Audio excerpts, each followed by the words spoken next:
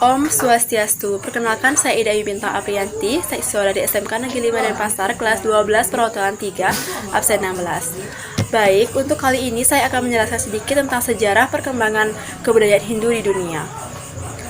Kebudayaan prasejarah dan sejarah agama Hindu di dunia zaman prasejarah adalah zaman di mana belum dikenalnya tulisan. Zaman prasejarah berlangsung sejak selama 2 juta tahun yang lalu, hingga manusia mengenal tulisan sampai sekarang. Manusia purba yang hidup pada zaman prasejarah dapat dikelompokkan menjadi 3 bagian, yaitu yang pertama ada Meganthropus paleozoicovinicus atau manusia yang paling utama. Yang kedua itu ada Homo erectus atau Pithecanthropus atau manusia yang bagian tubuhnya sudah tegak. Yang ketiga ada Homo sapiens atau manusia purba yang sudah mirip seperti manusia seperti pada zaman sekarang. Ketiga kelompok manusia purba ini memiliki masa perkembangan dan migrasi untuk mempertahankan kelangsungan hidupnya. Nah, pada zaman migrasi ini disebutkan ada 2 tingkatan masa, yaitu masa berburu dan masa mengumpulkan makanan, tingkat sederhana dan tingkat lanjut. Zaman ini juga disebut sebagai zaman yang berlangsung sejak 10.000 sampai dengan 4.000 tahun sebelum Masehi. Di zaman ini manusia purba hidup di gua-gua atau tepi pantai agak menetap, dan pada zaman ini sudah menggunakan peralatan kapak pendek, kapak Sumatera, mata panah, dan alat-alat tulang. Setelah masa Neolitik, kehidupan manusia purba menuju ke masa bercocok tanam atau zaman Neolitik, dan berlangsung sejak 4.000 sampai 2.000 tahun sebelum Masehi.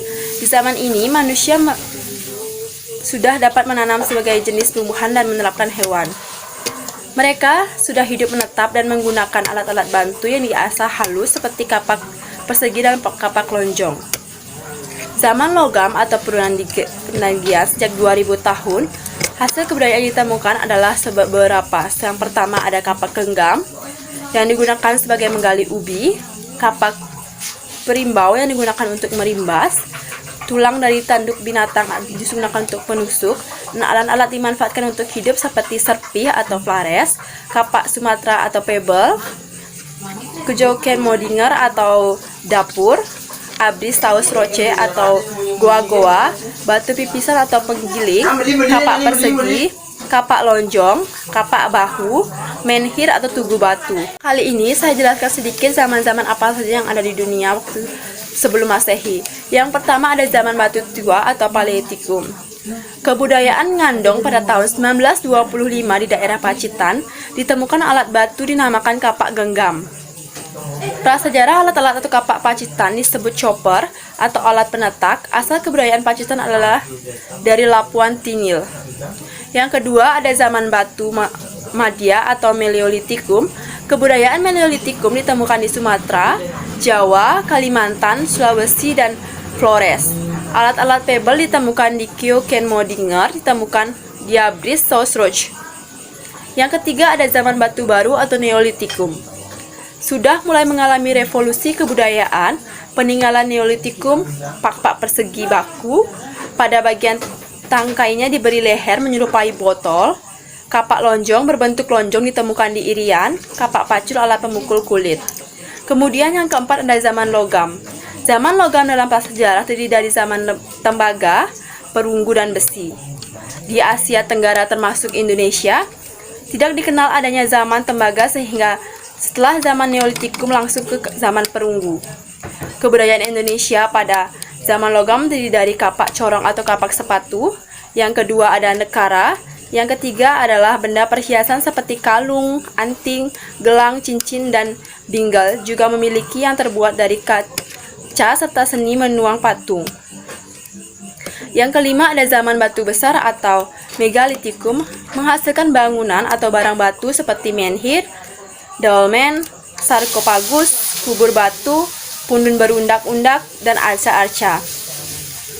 Lalu kemudian sejarah agama Hindu di dunia saya akan mulai dengan merupakan agama dominan di Asia Selatan, terutama di India dan Nepal, yang mengandung aneka ragam tradisi menyediakan kewajiban kekal untuk diikuti oleh seluruh umatnya tanpa memandang strata, kasta, atau status, kejujuran, kesucian, pengabdian diri, dan penemuan.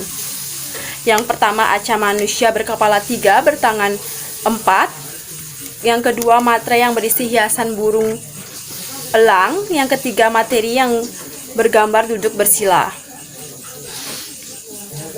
Yang keempat, ada bangunan memiliki tata ruang. Yang kelima, ada area orang tua yang berjanggut. Yang keenam, permainan anak-anak. Yang ketujuh, sandal terbuat dari kaca. Selanjutnya, perkembangan agama Hindu di India. Tahun 4000 sebelum Masehi, India dialami berbagai suku membentuk kota berpisah. Datanglah bangsa Arya menyerang India dan menghancurkan kebudayaan asli bangsa Arafida. Yang pertama, zaman Weda atau munculnya kitab suci. Yang kedua, kemudian lanjut ke zaman Brahmana atau munculnya kitab Brahmana. Yang ketiga, zaman Upanishad, kemudian perkembangan agama. 3 fasenya yaitu merupai zaman Weda. Maksud di zaman Weda adalah yang pertama, sah adanya kitab suci Weda. Lalu sudah dihimpunnya Caturveda Samhita. Yang selanjutnya sudah memuja dewa-dewa. Yang selanjutnya ada Caturveda Samhita yang menghasilkan beberapa Weda seperti Rig Weda yang terdapat pula Haotri.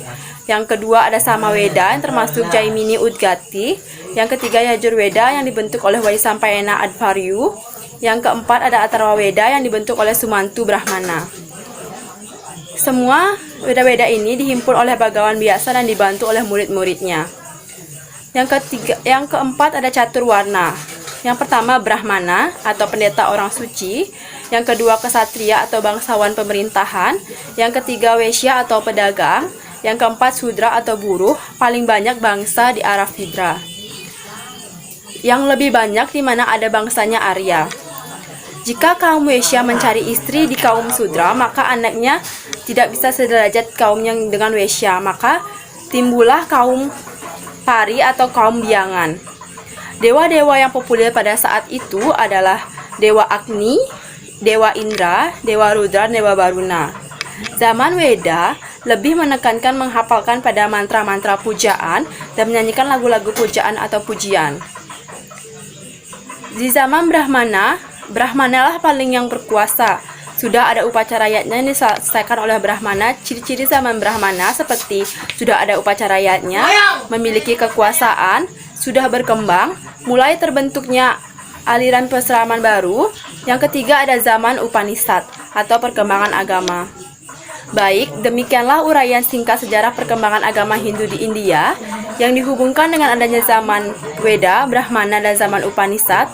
Pada hakikatnya, satu dengan yang lainnya tidak dapat dipisahkan karena semuanya menjadi fondasi dari sejarah perkembangan agama Hindu selanjutnya.